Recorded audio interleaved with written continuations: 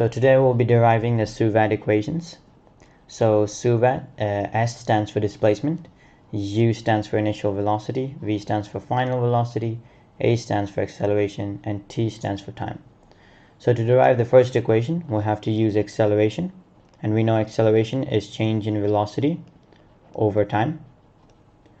So delta V by delta T.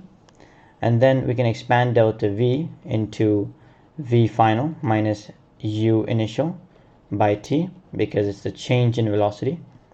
And then we can rearrange and multiply A by T, so it will become AT is equals to V minus U. And then rearrange to get V, we can do V is equals to U plus AT, and that's our first SUVAT equation. Okay, in order to derive the second SUVAT equation, we'll have to know what V average velocity is. V average is equals to V final plus U initial divided by 2. That is average velocity. Now we can replace V by displacement by T is equals to V plus U by 2. And then we can move the T to the other side, and then we have our second SUVAT equation, plus U bracket T by 2, and that's the second SUVAT equation. To derive the third SUVAT equation, we will use average velocity. So VA, I'll call it for now, VA plus V final plus V final plus U initial divided by 2. So that's average velocity's formula. But in this case, we will actually put the first SUVAT equation into the formula where V is V final. So VA will become U plus AT plus U divided by 2. So U and the U will add up to 2U plus AT by 2. So now we can actually change velocity into displacement by time.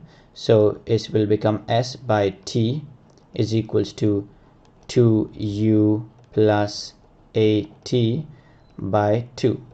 So shifting the T to the other side, we will multiply it, and then we'll get S is equals to 2UT plus AT squared by 2. After dividing it, it will become UT plus half plus half AT squared, and that is the second SUVAT equation. The third SUVAT equation.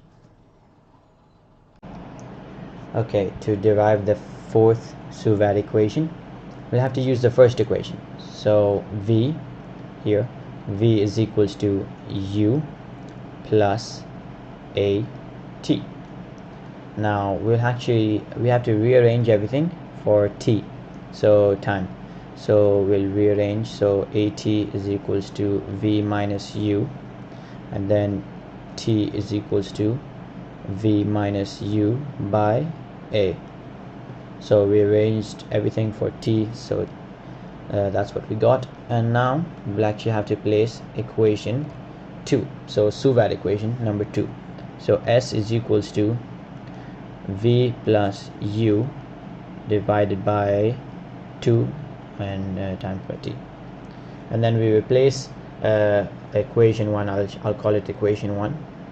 We'll replace this equation into this place this equation 1 into equation 2.